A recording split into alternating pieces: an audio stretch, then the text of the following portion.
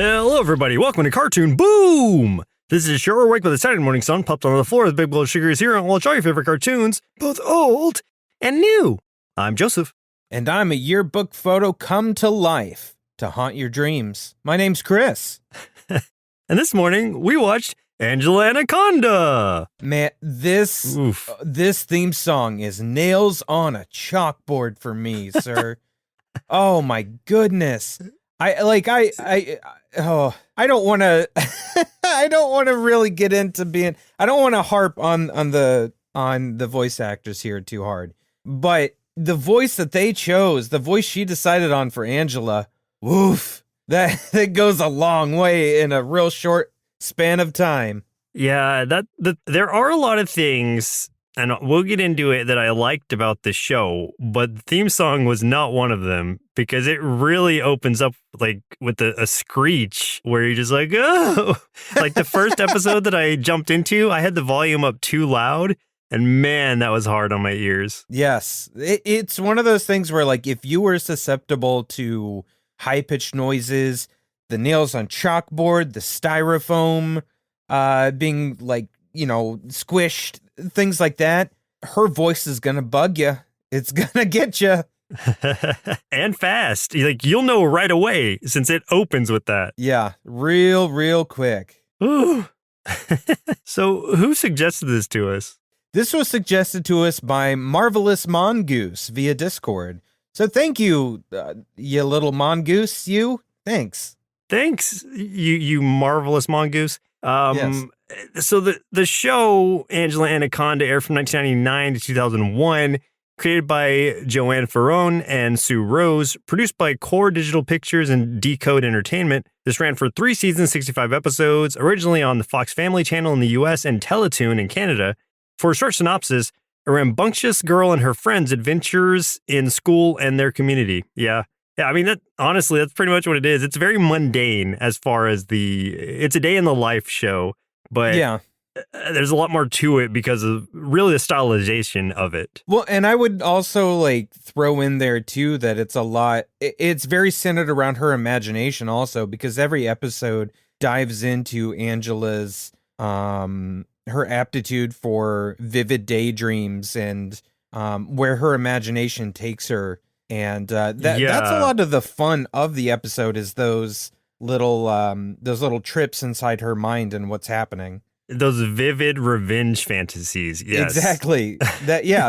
Those are always really fun, especially because they're always a little bit twisted, as we'll get into. But yeah, you can't discount that, because that's part of the fun. So it's doing a disservice not to include those. Absolutely. And for 11-minute episodes, that is a portion of every single one of them. So that is truly part of the, I guess, groundwork of it, is that those kind of being a center point of whatever kind of general kind of mundane thing she has going on in her life. Like, for the most part, the episodes travel a pretty basic path up until that. And then it's like, here's where they throw the creativity at you and all of the really over the top things that do happen in a kid's mind, or anybody's mind, I guess, for that matter. Yeah, absolutely. So who are some of the actors who played in this show? So the voice of Angela Anaconda was provided by Sue Rose, who you mentioned was one of the co-creators of the show. She was also one of the writers, and also created the animated series of Pepper Ann, which nice. we did a while back. You remember doing that one? Yeah, I do. That was also a really strangely voiced young lady starring in that series. Very distinct voice. I'm remembering the intro now, and it also has screeching vocals in it at some points. Yeah, she's got a type, I guess, for what she likes to create. The voice of Johnny Abadi was done by Al McAdam, and Al was the voice of the character Fox in seasons 4 and 5 of Franklin, and the voice of Nate from Oh No, It's an Alien Invasion. Should I have said that a little bit with a little more gusto? Because there's exclamations in there. Let me do that over. Oh no, it's an alien invasion. How did that sound? Give me, what was your favorite? Take 1 or take 2? Probably take 2. There was more to it. It was louder. Yeah, I like that too. And I do want to mention too, before I keep going on, that a lot of the information I'm providing you about the cast was helpfully provided to us by the lore keeper himself, John Coulis. So thank you, John, for providing some of this information to us. The character Gina Lash, who is Angela's best buddy, was voiced by Bryn McCauley, who we just saw recently when we did our episode on Camp Lake Bottom. She was the voice of Susie. She's also been in lots of other cartoons, like she did her really short stint in Caillou, where I think she was, I think we mentioned last time she was only in it for, I don't know, 10 or 15 episodes, and then she was out. She was also in cartoons like George Shrinks, Total Drama, and Hotel Transylvania, the series. Gordy Reinhardt, voiced by Edward Glynn, who is, aside from this, best known for voicing Thomas the Tank Engine in Thomas and the Magic Railroad. Nanette Manoir was voiced by Ruby Smith Murovitz, best known for shows like The Magic School Bus and Franklin. Wasn't any of like the major main characters, but she's made appearances in those shows and a few others as well. Finally, the character Mrs. Brinks, voiced by Richard Binsley, who also voiced the character Dr. Marbles from Cyber Chase, which I do remember, and I think this is saved somewhere in our Twitch. Someone asked you to sing the theme song to Cyber Chase once a long time ago without you even knowing the theme song to Cyber Chase. So you were provided the lyrics, and they're like, "Hey, sing this," and you're like, "I don't know the melody," but you did it anyway. Yeah. And like, I think we have that saved as a clip somewhere. So probably. I still don't remember what Cyber Chase's theme song was now, so it didn't stick. I have no idea. Yeah.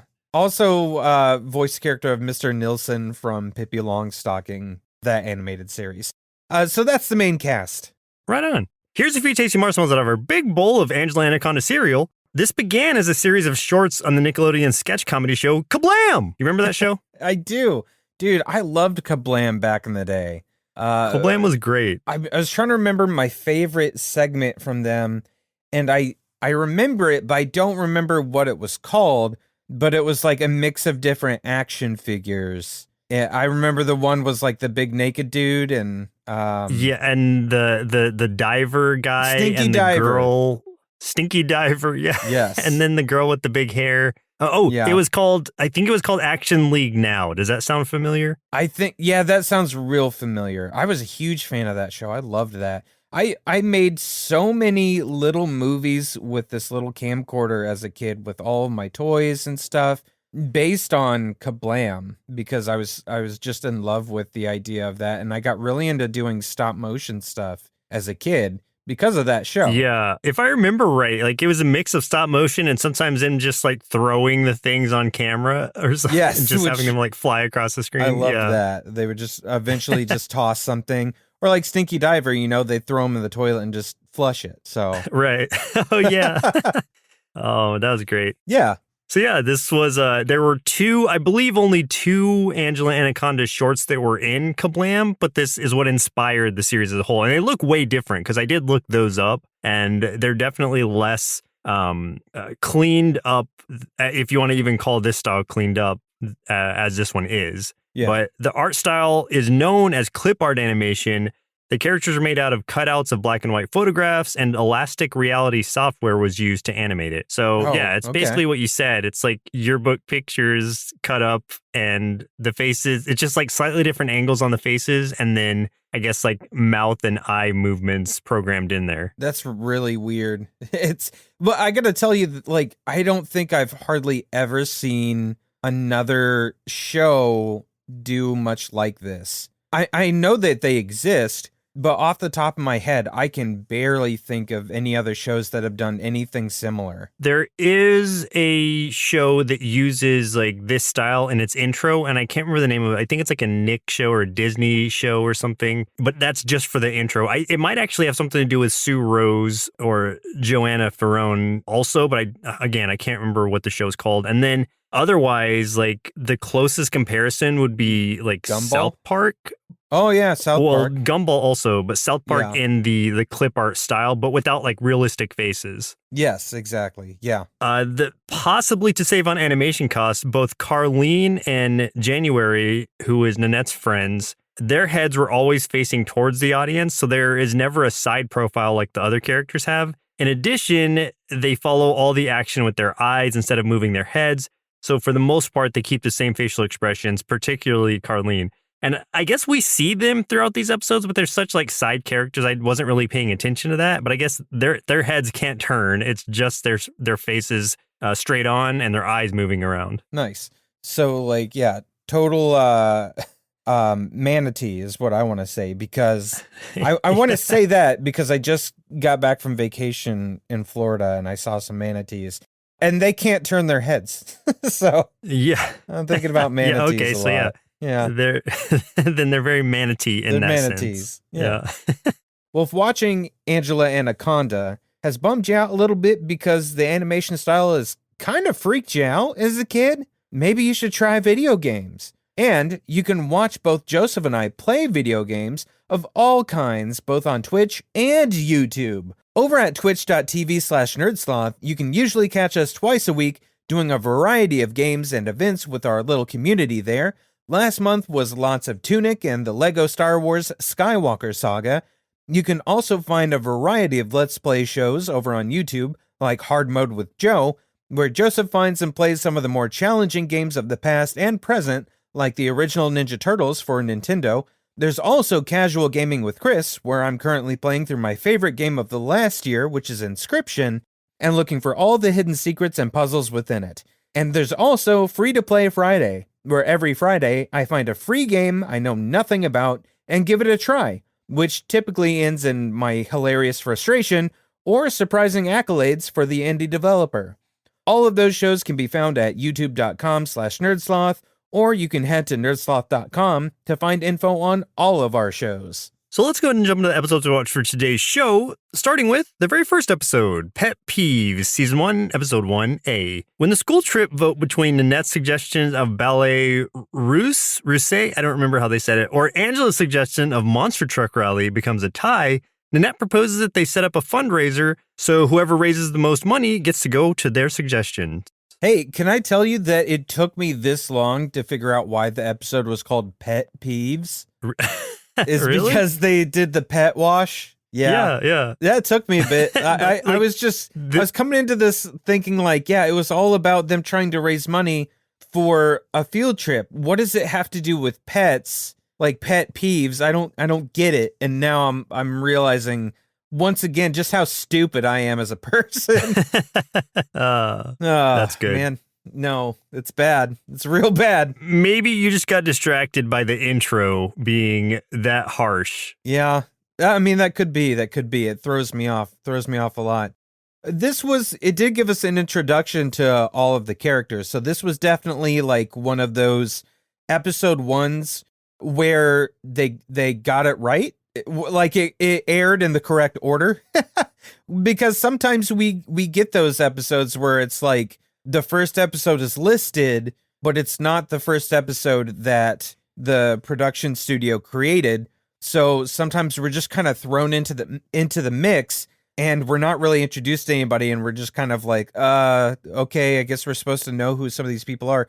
Not the case here. We actually get like a nice intro with some explanation on Angela's life. We get intro to Gina, who's her best friend, who is always eating and craving food. Gina's also the smartest girl in the school, so don't let that just pass by, because it's important, because every time Angela needs an explanation of something, Gina comes in overly explaining it, and Angela's just like, okay, whatever. Yeah, even if Angela doesn't want the explanation, Gina's ready with it. Right, yeah. Her name's Gina Lash. You've also got Johnny Abadi, who is, she calls Gina her best friend, but I feel like we see her spending more time with Johnny in a lot of the episodes that we watch. I don't know why. It just felt like she hung out with Johnny more.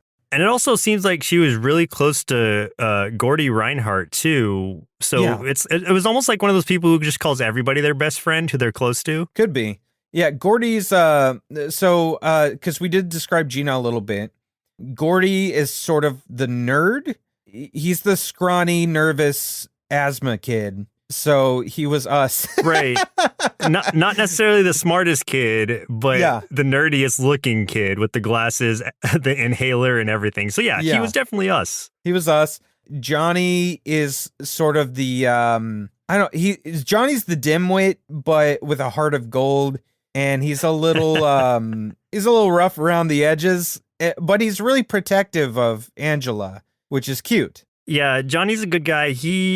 But dumb as a brick really is sort of his personality trait, because it's like he's the character that you could talk into doing just about anything, which works well for Angela because she's the kind of the de facto leader, or the one who schemes the most, I guess. Angela reminds me a lot of so for those that, if you're listening to this episode right now and you haven't watched this show, she reminds me of to put it in perspective of a show that is more current. Angela reminds me a little bit of like Louise from Bob's Burgers. Oh yeah, like a very much more toned down Louise. But I mean, in the fact that she's intelligent to a degree, and she's very good at getting at scheming and getting her friends to get involved with what she wants to do. So that is definitely her strong suit. Even if it involves bribing her friends. Oh, she will bribe them at any point. I mean, right away, she bribed Gina. Like the first time we get introduced to Gina, she's bribing Gina to get Gina to vote for what she wants to do for the class field trip, which is go to a monster truck rally, which is awesome. Yeah. Yeah, she bribes Gina with some raspberry flavored or scented lip balm. Right, I guess it was. But I don't think it was actually flavored. Like, Gina was just like, after getting it. I don't remember how the interaction went, but it was like something like, it doesn't even smell like raspberry, but she convinced her anyway somehow. So she, again, like, her charisma is off the charts.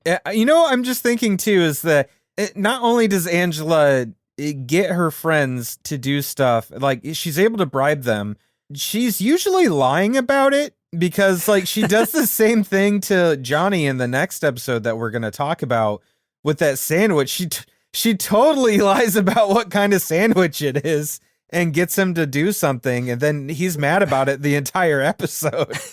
Yeah, that's his character arc in that episode, is talking about that sandwich. So I get that. All that is to say, like, Angela may not be like the best friend, but she's also not. She's not like outright bad. Well, yeah, she's not Nanette bad. She's not bad to her friends, but she's also not like the perfect friend either. She will bribe you and deceive you as she sees fit. Yeah, you know, it's if it justifies the end, you know. Right, and justify the means. Right. Nanette is her rival. Nanette is the brown noser of the class. She is the perfect pretty girl of the class with the long, gorgeous locks of hair, the dimples. She's got the the long lashes. She always talks so prim and proper, and dresses French and loves all things French and girly, and is just always like really, just cozying up to anybody that would that Nanette thinks that she can manipulate also for her own means. So in a way, even though they're two sides of the coin, it is the same coin. Like, they do have some things in common, which is kind of interesting. Yeah, I think they're both selfish in different ways, or at least go about it in different ways. Whereas Nanette acts more like a teacher's pet. She's not like a pathetic, like groveling one like Randall from a Recess. She is more her own person, and she's doing it to, again, so the ends justify the means, to get what she wants, not to suck up to the teacher. In fact, the teacher more often kind of sucks up to her and tries to appease Nanette more so than, the Recess teacher tried to ever appease Randall. Right, exactly. And Nanette being the popular girl, it is kind of funny that the teacher, like you said, the teacher does kind of like suck up to Nanette just as much as Nanette sucks up to the teacher. It's so weird. Right. It's a really weird, it's a weird dynamic there. Yeah. Yeah. Very strange. But yeah, the big thing here is those two really vying for where they're going to go for their class trip. Nanette wanting to do the ballet, as we talked about towards the beginning, and Angela fighting for the monster truck rally, which she gets about half the class on her side. Actually, Angela initially wins with the votes, but Nanette, sweet talks the teacher into, including the teacher's own vote because, the teacher wanted to do the ballet, and she's just kind of doing that whole thing of like, oh, but it's your class. Shouldn't you have some say? Right. So the teacher's like, oh, that's right. So then it's a tie, and it comes down to, whoever's going to raise the most money for the field trip, for this fundraising, thing. It'll be a contest of whoever raises the most funds. That's where they're going. So Nanette's like fundraiser thing is like selling these liver flavored cookies for whatever reason. And she's going around town doing that. Weren't they supposed to be dog biscuits? Or was that like... I think that was just like it happened because of the whole pet thing that the other side was doing. Because what's her face? The teacher, I can't even remember her name, Miss Brinks. So Mrs. Brinks, the teacher, she was talking about the liver flavored cookies, and she's like, "Ooh, so French." Like she just and so Angela's side is doing that pet wash that we were talking about earlier, and just to make a long story short, they end up making $11.38 specifically out of it, even though like they had all these people coming their way. Nanette even came in and tried to like sabotage it by selling her cookies to some of the people who were in line waiting for the pet wash. And Nanette ends up winning for sure, but that's not the point. And I appreciated this about the show a lot, is it's not like a happy ending every time for Angela. It's like she still lost, but she got to have that whole like revenge fantasy of them going to the monster truck rally, and then Nanette being almost eaten by Truckosaurus and stuff like that. And it's just like these fun things that she's imagining as this complete counter to what's actually happening in reality, which is she kind of tracks Mud into the school on the day that they make the announcement and ends up having to stay after and clean up the mud. And then they just end up going to the bakery after school to have some cinnamon swirls with that $11.38 they made. So it's like, it wasn't a perfect happy ending, but they all ended up, getting some snacks and having a good laugh together. I did want to point out too, and this was one of my favorite jokes of the episode, is that Angela's own mom bought Nanette's cookies instead of Angela's bread that she was trying to originally sell. And she was just like, you want to buy bread? And she's like, no. And then the dad did the same thing when they met. We get introduced to Angela's dad, who's trying to talk to him about this invention of a hair dryer that both sucks and blows at the same time, and he almost like kills the dog with it. But they're just like, Dad, you want to buy bread? Nope. No, they said, hi, Dad. And then they're like, can you give us some money? And he's like, nope. But here, check out my invention. Yeah. Yeah. That's funny. So it was a good opening episode. We did get good intros to everybody, brief descriptions, and enough within an 11-minute episode to, I guess, fill in this complete story without it having like an optimal ending that you would think a story would have. So I appreciated that. I think it was a strong episode, to be honest. I think it starts really strong. Like, it's a good intro for the series. Mm-hmm. Then we get to this episode. Yeah. So the next one we move on to is Who's Sari Now? And that's Sari. Season 1, episode 5A. This was the highest rated for some reason. I don't know why. So Tapwater Springs Elementary School is visited by Prince Abdul Khalid Jabala Saldin or something. I don't honestly know how to say it, and I don't mean to insult that name, but it's probably a joke name anyway because of how like stereotypical this episode was being specifically. A wealthy and snobbish prince from Saudi Arabia, Angela wrangles her way into giving the prince a tour of the school where he spends the day mooning over Nanette and getting on Johnny Abedi's nerves. Oh boy. So let's just like get the awkwardness out of the way. The elephant's on the table here. What is it? Is that what the saying is? The elephant's on the table? No, he's the elephant would crush the table. Elephant in the room? Yeah. Yeah. Jack, edit an elephant on the table sound effect, please. So the elephant in the room is that this was 1999, and times were different, and so stereotyped things were still considered comedic, I guess, when put into cartoons like this. So you get a very like heavily accented Saudi Arabian kid who's put into this show. They're not directly insulting them or anything, but it's just like very heavy on that accent, which was probably not even voiced by an actual Saudi Arabian person. Yeah, I'm not sure, and I didn't look it up to see. And the, maybe it was, maybe it wasn't, I don't know. The thing that was really, I think, uncomfortable with this was the constant stereotype of the kid saying like the three or several words with like the S that he would just make up every time, and but saying it in a way like it's supposed to be part of his language, where he would be like sarsaparilla succotash, like something like that, and then ring a bell, and his bodyguard would do something for him. And it's just the way they did that is just so cringy.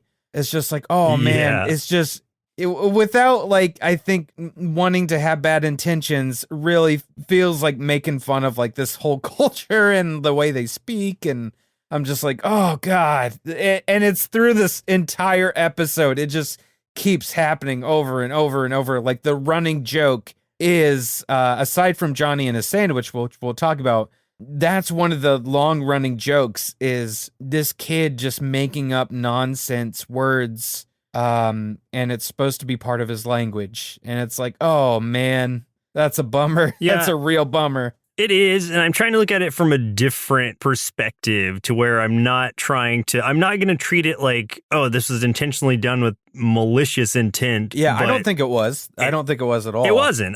I don't believe that. And so that's why I just wanted to get it out of the way before, so that that we know, and that we understand how it looks. But let's talk about the episode outside of the cringiness. Yes.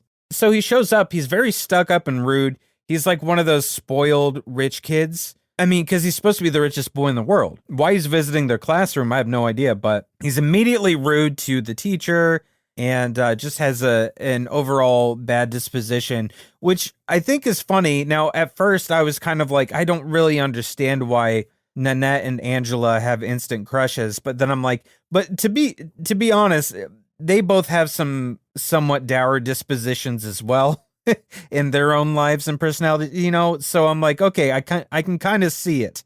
His ability to especially kind of boss their teacher around. I mean, obviously that's gonna, get Angela's attention, but Nanette also is gonna be like, oh, he's rich and he's got, some power there. Like, hello. Right. I can totally see it. And he also, Prince Abdul, is totally in love with Nanette at first glance, mainly because of her golden hair, as he likes to her golden threads. The golden threads, yes. Yeah, so, and like the teacher, uncharacteristically, she doesn't just follow what Nanette wants right away. She does think that the kid needs a tour, the prince needs a tour, but she wants one of the kids who needs, I guess, better, needs more help socializing to do it. So she makes these few kids, basically all of Angela and all of her immediate friends, draw straws for it.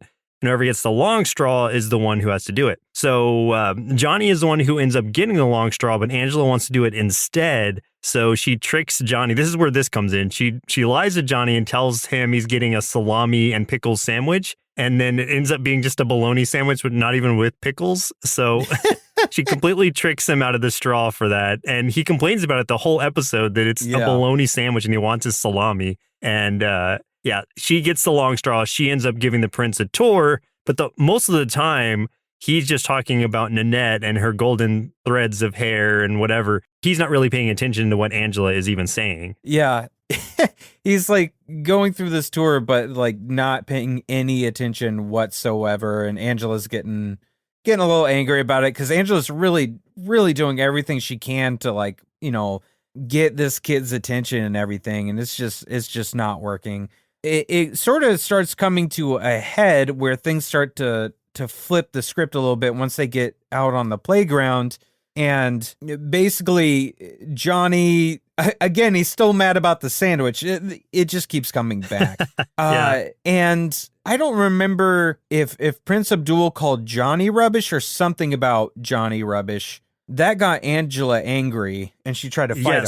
So he is coming to get his sandwich, and I guess interrupting the prince in some way. And then he has his bodyguard put Johnny into an actual trash can, and then he's like, "Good riddance to bad rubbish." And that's where right. Angela gets upset and really starts trying to fight him. Yeah, she shoves him to the ground.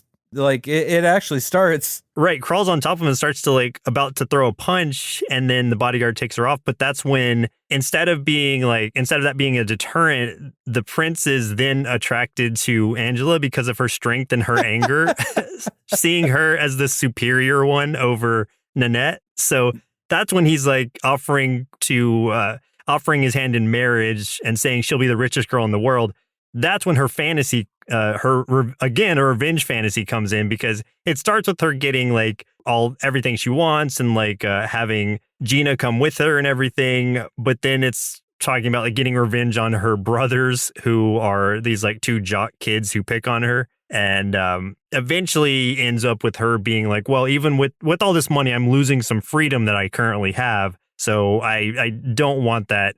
It kind of starts steering into that position of like her realizing that, well, I don't know if her realizing it or not. I don't have enough knowledge of Saudi culture to know how things go over there. But it was very much of like they did the thing where it's like, well, she has to keep her face covered. She can't watch television. She can't have ice cream with her friends. And she was just like, no, this is bad. So yeah, but when it comes back to reality, it's her just making faces like blah blah blah, yeah. And then the prince is like looking at her like, because she's still like, stuck in her fantasy. Yeah, and he's like, "Is she always this crazy?" And Johnny confirms that he's like, "Yeah, pretty much." And so that's when he pulls back and he's like, well, "Maybe I was a little bit hasty in offering my hand in marriage. Right, I don't want to pollute the gene pool, so to speak." And so that's where he and his bodyguard end up flying off in the helicopter. He said he doesn't want to pollute the genie pool. Oh, well, I don't think he said it like that. I think it was just the way that he pronounced it. I don't think he intentionally meant like genie. I think he did. He straight up says genie. Well, either way, I don't, because there's other words that I know that he enunciated differently. Yeah. So that's why I was wondering what the intention was there. But sure, that's besides the point. So Nanette tries to come and actually like get him to take her instead. But when he sees her hair being like blown around by the helicopter, he says her golden threads are now kind of like knots of yellow dread. And so he just flies off because she's grossing him out with her hair now. Yeah, he is no longer into it. Like, he's just like, ugh, nope, no thanks, I'm out. And he's out. Yeah. And that's when it kind of closes out with Johnny still asking about his sandwich. Angela's like, what do I look like? The richest girl in the world? And that's kind of where it closes. Yep. Cue that. Let's everybody laugh real quick. Let's share a laugh as the camera pans away. I don't even know if there was like a laugh. There wasn't a laugh track, which I appreciated. I felt like if there was going to be one, that's the place to put it, you know? Yeah, for sure. I mean, it's trying to bring the episode full circle, but in a weird way. Yeah. So the last episode we watched for today's show was Saturday Night Gordy, Season 3, Episode 4A. This was a Patreon pick by NX Gamer, so thank you for choosing that one. Thanks, NX. This is actually my favorite episode, I think, of the bunch. So it was a good one. It was good, yeah. Angela and Gordy are partnered for the school dance. When Gordy proves himself to be a dancing god, Connie Brinks, who is the husband of the teacher, offers the two of them a chance to dance on his local television show. Yeah, I mean, that's a pretty good explanation, I'd say. It was a plan of Nanette's, of course, for the class to have not only a dance, but then she assigned partners herself, because I think she even said that she acknowledges some people will not be able to get partners without help. and, specifically pointing out Angela, who she partners with Gordy. But right. Unbeknownst to her, they get to the dance, I think even unbeknownst to Gordy, because he didn't seem to understand what was happening. But yeah. like Angela's trying really hard not to dance, and especially not to dance with Gordy. But it's like every time she tries not to dance, some circumstances happen at the dance that make her have to start participating. And then finally, like the music starts picking up to like this disco kind of beat. And it's like Gordy's body just starts taking over, and he starts really doing some like Saturday Night Fever, John Travolta style dancing. And he's like really good at it and just gets everyone's attention. And Angela, being his dance partner there, also gets to, partake in some of the glory that is showered upon them, which, of course, then that's when they're invited to be on the show. But Gordy is not cool with it at first. Like he's nervous to do it. He doesn't want to participate in that. So, but Angela's looking at this as, an opportunity for her to be front and center. So she's like, all right, I gotta get my friends, of course, to help me find a way to convince Gordy to do it. And so that becomes part of like the next step of the episode is, convincing Gordy to indulge in the dance on television. And it starts with Johnny being the one who's on the morning announcements, and he plays a little clip of the song that Gordy was dancing to in honor of Gordy, and that like makes him start dancing again. So he eventually agrees to it, makes him go into dance mode. So he eventually agrees to do it, and that's kind of where things start to go bad, because Johnny compared him to a rock star, and that really goes to his head. So he becomes this like super stuck up dude who is basically like a pompous celebrity. He dresses up, he comes to school the next day dressed up completely differently, like in like 70s like disco gear and stuff, or almost like he's dressed up like Elton John a little bit with the glasses and everything. Yeah, well, I was thinking a little mix of Elton John as well as Bowie, but I'm talking a little bit of Ziggy Stardust, especially because he creates the persona of Gordy Glitter Dust, right, as his celebrity personality, and he just starts being a jerk to everybody around him. Like he's kind of blackmailing everyone into doing things for him because everyone wants him to be able to dance on the show, and he's like, "Oh, I won't be able to dance if I'm unhappy, and this will make me unhappy, or that would make me unhappy." So like everybody's bending over backwards to accommodate him in his like ridiculous demands, like not wanting to walk over a puddle or something like that, Yeah, or he doesn't want peas in his tater tot casserole that they serve in the cafeteria. Exactly. He throws a book or something up at the projector in class, and it's like boring. Like he's just being a jerk to everybody. Yes. And eventually, Nanette convinces Mrs. Brinks to let her be his dancing partner instead, because she actually knows how to dance as opposed to Angela, who does not.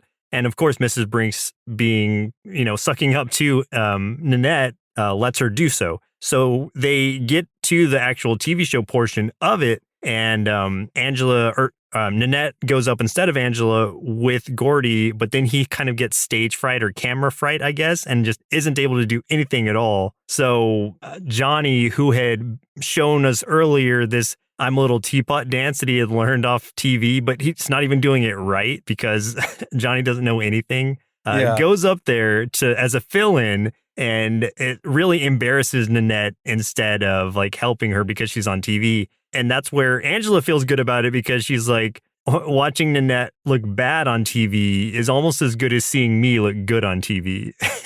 That's just how petty she is. They both are super petty, and it's hilarious. Yeah. And I again, like she got to spend some time in her head, like doing this sort of daydream thing where her daydream this time was like a West Side Story dance-off daydream that also featured a lot of disco, but her and her friends versus Nanette and the teacher and her husband and all that stuff. And what I liked about this too is like you spend the time in her head and everything like that after Nanette told her that she was going on TV instead of Angela.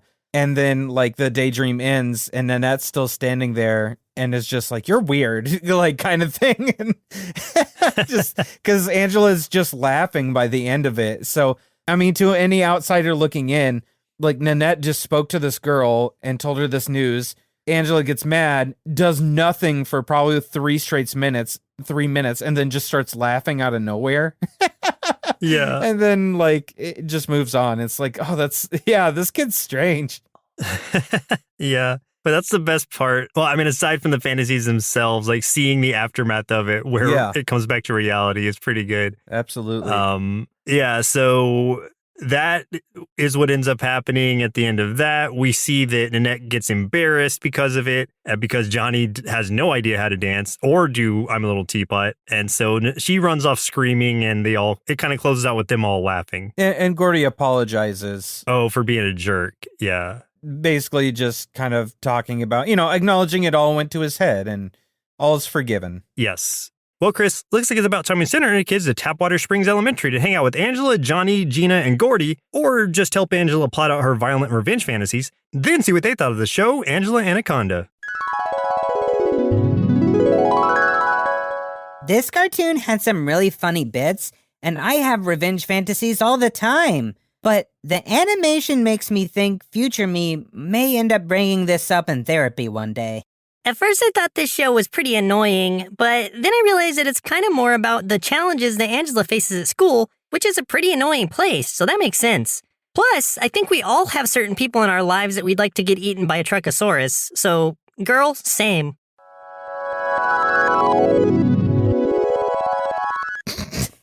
Jeez. All right, so it sounds like there was a lot of things that you in particular liked about this show, so what were some of those things? Yeah, however you might feel about the animation or the intro or the general mundanity of the show itself, I feel like the creators made some bold creative decisions and weren't afraid to just try them out because, like you said earlier, we don't really see much like this or haven't, at least not in any kind of long form, maybe just clips here and there or something in an intro, but that clip art style really grew on me, and I think it helped enhance certain scenes or even characters, some of whom were just hilarious to look at. And I think in those fantasies specifically, they wouldn't have been able to be as off the wall with them as they were without that kind of style, or at least just animation in general. So it really worked out. Yeah, and I think that I don't know how much the show would have worked without having such an over the top art style. I want to say that because I do think that there's some good stuff to the show. I think there are some funny jokes, and I think we touched on a lot of them. However, I don't know that it would have stood out as much to everyone like at the get-go because there are a lot of very similar shows. I think of things like As Told by Ginger and Pepper Ann and stuff like that. So I don't know that if you boil down a lot of the premises, is there that much difference in the types of stories that they're telling? I feel like not a whole lot. So I think there's something to be said, like you mentioned, for making that bold decision of going with such an out there animation style. And I'll be the first to say the style isn't for everyone because I'm not a huge fan of it. Like it creeps me out, man. It really does. It's it's nightmare fuel for me, for sure. Like there's something about it that I'm going to dread going to sleep tonight. But I do think that it's interesting. I'm glad it exists because it makes things interesting. It's fresh, it's something that wasn't really done at the time. And I think that's really cool. Yeah. And something of note that I really wanted to point out and that kind of helped strengthen the show for me a little bit more too is, and I do want to add an asterisk to this, being that this is something that I read, but I can't really find confirmation for because I've seen it directed towards the other creator as well. But from what I read was that this is based off of co-creator Joanna Ferrone's life, or at least the character of Angela was. And Joanna is queer herself. And in an interview that I did watch on Amazon Kane's YouTube channel, I want to point that out so that I give credit where it's due. she spoke about not really thinking in terms of queer or anything like that as she was growing up because it just wasn't big in media at the time. But she told a story about how she received a gift from her aunt and uncle that ended up being just a regulation-sized basketball. And to her, that gift was like a huge affirmation of her just being who she was and not letting herself be labeled or chastised for doing so. So basically, like, a big basketball is not something you would usually see a young girl get at that age. So that kind of opened her eyes to the possibilities of that. And in a lot of ways, I feel like that's sort of the attitude that's very present in Angela herself on this show, who is really living her life the best way that she knows how, according to her own rules. So that really translates over well for me, especially if you identify the creator, or because the creator, identifies as queer. Like, that kind of makes sense that this is one of those where this character is just living her life the best way she knows how and being herself. I really like that. Yeah, that's really awesome. That's a really cool thing. And I think that, you know, when you think about it from that perspective, it makes Angela a lot more of a relatable character in that way too. Because there are times where Angela can feel a little hot or cold depending on what she's doing as far as like relatability for me, because the idea that, you know, she's got a group of friends and stuff like that and you know, wants to be the center of things at times, like I'm like, yeah, it's kind of relatable to me sometimes. But the idea that she, like, you know, sometimes it feels like she's kind of manipulative, and that's something I can't really relate to that much, I hope. However, when you break it down to the idea of she's just living the life the way she thinks she knows best, like she's just doing what she can, and doesn't know another way. Like, you know, she's just being who she is. You know, I definitely relate to that.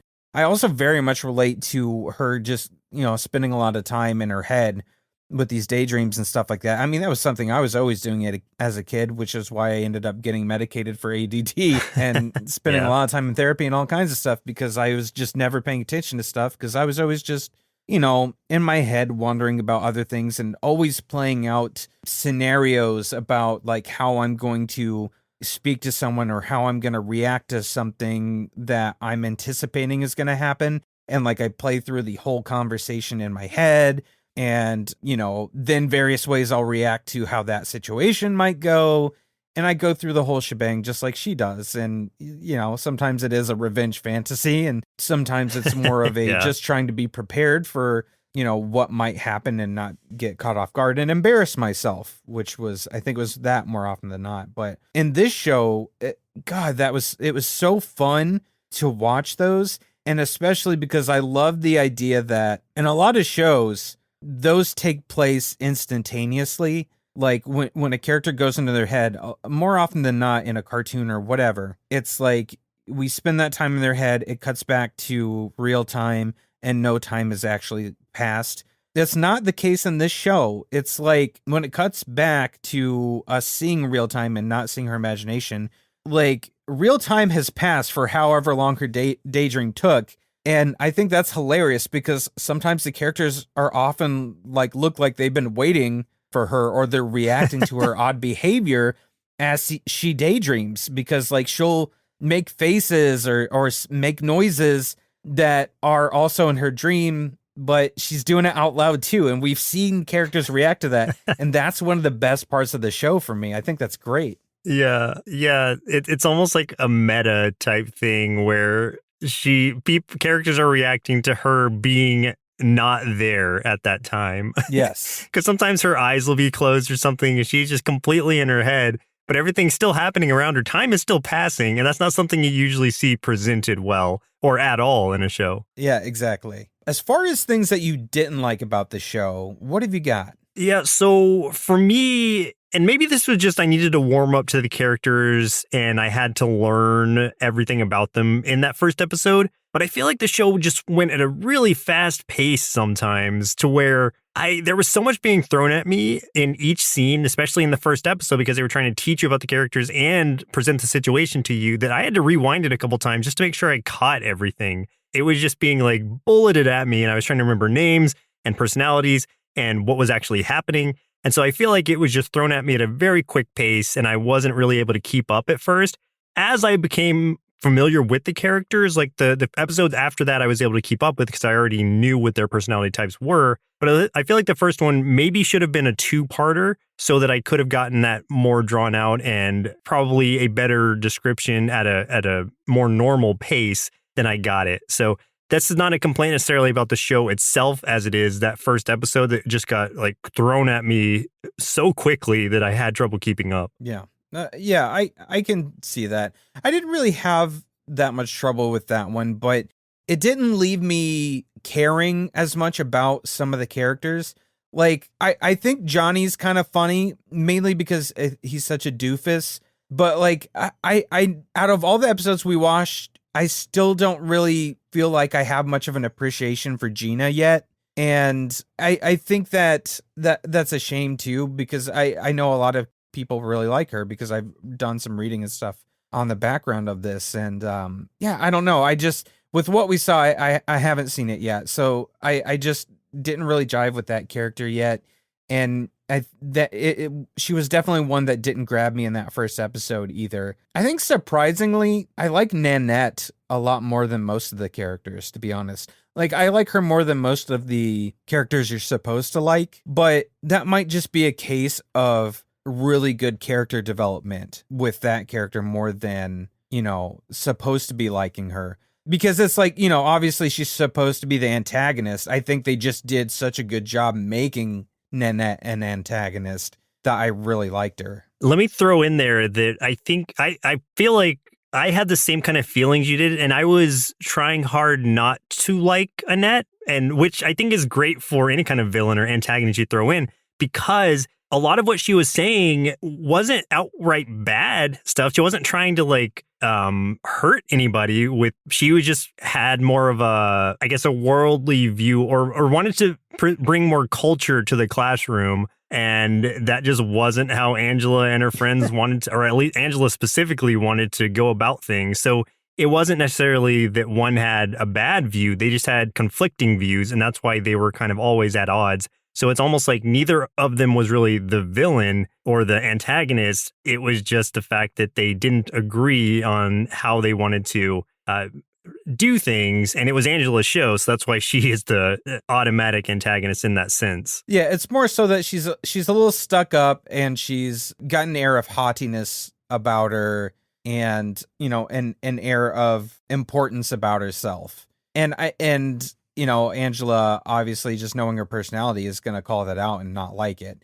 Like, Angela often, will remind her and everyone around her, hey, she's not actually French. Because she likes to use French words. She dresses like she's French, all that kind of stuff. And Angela is just like over the fakeness of it all and does not appreciate that kind of thing. Yeah, Angela is very specifically about being yourself, and she is calling out posers, basically. Yeah, don't be a poser, everyone. Be yourself. Be yourself. My only other dislike is just that, and honestly, it's just unfortunate that we ended up seeing the episode that we did with the Sari episode thing.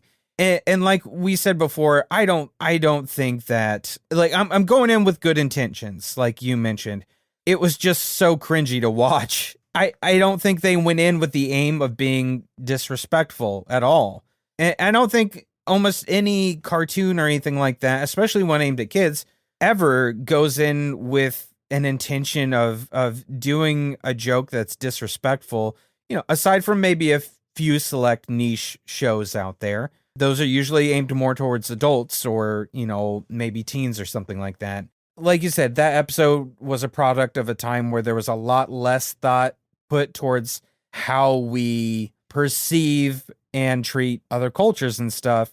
I think it's a bummer that we ended up watching that one because I feel like it did taint my opinion of the show a little bit. I'm trying not to let it, but just that whole episode, I was just cringing through that entire thing, man. I just did not like it. Yeah, I'm not trying to get up on any high horse or anything about it. I know it was a product of its time, and I understand that. So I'm not going to throw that into my negative review at all, just because it's been acknowledged and we've moved past it. And I think that at this point, you kind of have to with any old cartoon you step into or older cartoon, because if you chastise a show just based on things like that, then, The Simpsons would have been very tainted and really a lot of 90s cartoons specifically. So it wasn't the best times for cultural understanding, but we've moved on as a culture. At least most of us have. Well, I say most of us. I hope most of us have. Yes. And this is where we currently stand. So it's just seeing it in retrospect that makes it a bit cringy. Yeah, it was definitely jarring for sure. Yeah. One of the things that I had is like not a complaint or not a dislike as much as a possible suggestion, or just maybe a hypothetical, is what if they had done this as a live action show, but the clip art style was utilized only for the fantasy portion of it? That would have been interesting. And I say that not as like that's what I'd prefer, but as almost like do you think the show would have really changed much? Because it seems like during those normal episode happenings, it never really went too over the top to where it couldn't have been live action. It was only in, at least from what I'm recalling and what we saw, it was only in the imagination portions that it really started doing like some crazy, like wacky things, or just whatever, Angela's mind was throwing at us. I don't know. I mean, I think that harkens back to the idea of, would this show work if it didn't have that animation style, consistently? I don't know. I think that that's a really good question to ask, though. Yeah. So, like I said, less of a dislike, more of a hypothetical. Like, maybe you guys can answer that for us. Like, what do you think? Throw it in comments or email or however you want to reach out to us, or Discord, something. I would be interested to know. I'm just curious because as I was watching, I was thinking that, like, I think this could totally work live action the same way, but would it be as charming without that style all the way throughout? I don't know. Well, and I think there's something to be said for, too, that when I say those things, I don't mean that like the show isn't worthy of its own merits with the writing, and aside from the weird animation style. It's more along the lines of, in a sea of pilots that are constantly being seen, as Joseph and I know, because we review just pilots for the Patreon episodes, pilots that don't get picked up. And some of those, like, we're just like, how did this not get picked up? This was great. In a sea of those where there's tons and tons and tons of pilots that get made and don't make it, I feel like if you do something that doesn't really stand out, there's such a huge chance it's going to get passed over. And with this having such a crazy style of animation, I don't know that if they hadn't done this style, would it have been glossed over and not, taken as, I don't know, would it not have been given the time of day? And the writing, be seen for some of the clever writing that they did have. I don't know. I think it's interesting to think about. Would it have worked on its own merits, but with the style still in there, but it's only just a small portion of the overall show? I don't know. Yeah, interesting debate. So, yes. So overall, what would you rate this show? This is tough for me. So I struggled with it a bit. I think there's some really interesting stories in all the episodes. There's some lessons being learned. I kind of went back and forth on my liking and sometimes not liking Angela, on and off. Sometimes like wanting to like her, but struggling to do so at times, but then also finding ways I really relate to her in other ways, especially with all the my ADD kind of tendencies. So I had a really hard time deciding on this one. And I do, again, even though I don't like the animation style, I do want to give them credit for the creativity. So I think I'm going to have to go straight down the middle. You know what? No, I'm going to go one better. I'm going to give this 3 bowls of not really even French cereal out of 5. Because I think going 2.5 just doesn't sound right to me, because I think there's some good stuff in there. So I think 3 sounds good. Yeah, I could see that. For me, this ended up being a more interesting show than I would have given it credit for, definitely. And in reality, was a fairly accurate depiction of some of the more mundane things of growing up, or the mundanities of growing up, I guess. But if you turn those up to an 11 with the stylization of it all, like one of my favorite parts was that just in general, not parts, but just one of my favorite ideas about the show was like during the episode, the last one we watched with the Gordy dance thing, the TV show that they were vying so hard to get on, and the whole like that they were all stressing over was just a public television thing that was ham radio hour that was hosted by their teacher's husband. So it wasn't anything exciting. It was nothing. It was like, it wasn't worth all the stress they had over it. And to me, that's just really funny of how downplayed it is. And there was a lot of moments like that in the series that I appreciated how small the moments were, but they made such a big deal out of because they either didn't have the knowledge or because they were just kids and they're kind of making everything bigger than it needs to be. So it was a charming little story about a girl living her imperfect life perfectly. So overall, I'd give Angela Anaconda 3.5 big bowls of Nincompoopular cereal out of 5. And while I don't think I'll be watching any more of the show personally, I can at least say that I appreciate it for what it is. Yeah, I would not go back and watch more of it. Like, I'm not interested in it enough. Go back for yourself and just kind of see if it holds up for you and just, what you think about it. Because I think it's really interesting, especially revisiting this style of animation I think that's the thing that everybody remembers about this show. And it's just so strange too, because it's got really bad ratings in a lot of websites and things like that. And I don't think that it's really deserved that it's rated so bad. And I'm thinking that a lot of people maybe misremembering the quality of it based on their opinion on how it looks. So I don't know. Or just never watched it. They might just be basing it off of a GIF they've seen or something. So it's whatever. I just think there's something there. It's not something that I'll continue, like I said, but I understand why people like it, the ones who do. Yeah. And I do want to recommend, so you mentioned earlier, Amazon Kane on YouTube. She has lots of videos about Angela Anaconda, including episode reviews, great cast interviews, and breakdowns of why she loves the show.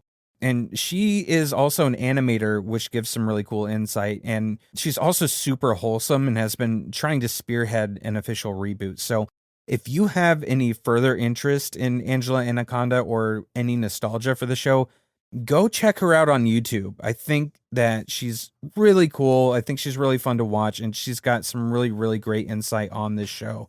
So that's Amazon Kane with 2 Z's in Amazon. Please check her out. Yeah, I'm glad you brought that back up because I wanted to mention did you see the remake that she did of the intro that had no voice lines in it? It was the tune. And it was the same kind of like things happening, but everyone had, instead of black and white faces, everyone had colored faces, and it was like more HD looking. No, I hadn't seen that. I know she did it. I saw a video of her talking about doing it, but I haven't seen the product itself. Yeah, I had watched that earlier, and it's like the intro without the screeching in it. So way better already. Yeah, exactly. So thank you, Marvelous Mongoose, for bringing this show up. It's one I had heard of before, but never really had intended on watching. And now that I have, I appreciate it. So thank you. Yes, thanks so much. And this was one, too, that I got to have some extra fun with because my wife remembered this. She loved it as a kid, so she really wanted to watch it with me. So we sat down and watched it together. So it was kind of fun being able to see her reactions as well while I was watching this. So thank you so much for suggesting that. And one more thing before we go, we've got a 5-star review on Apple Podcasts. I'm going to read here for you. I don't know who it's from because they didn't put their name.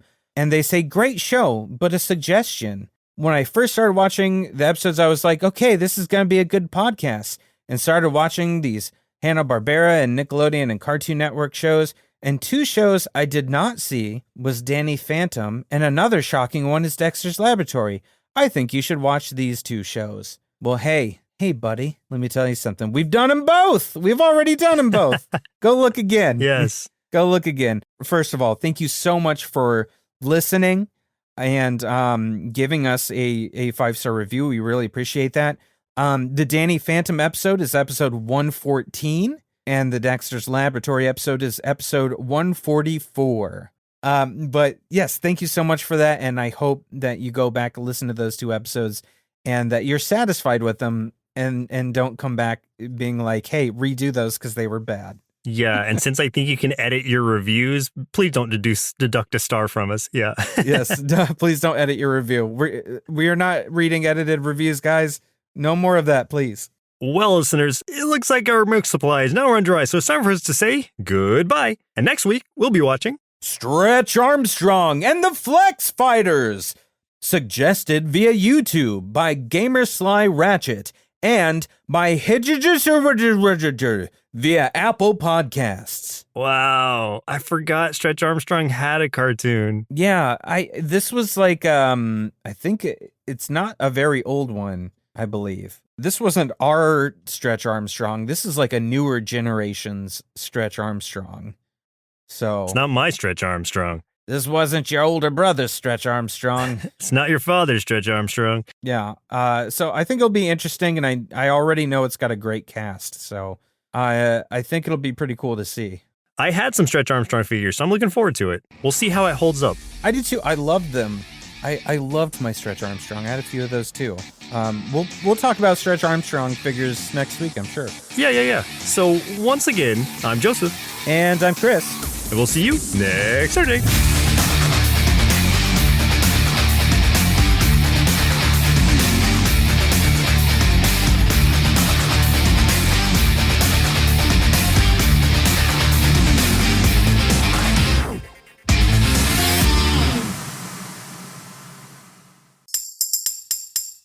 Presented by Nerdsloth, a place for lazy nerds.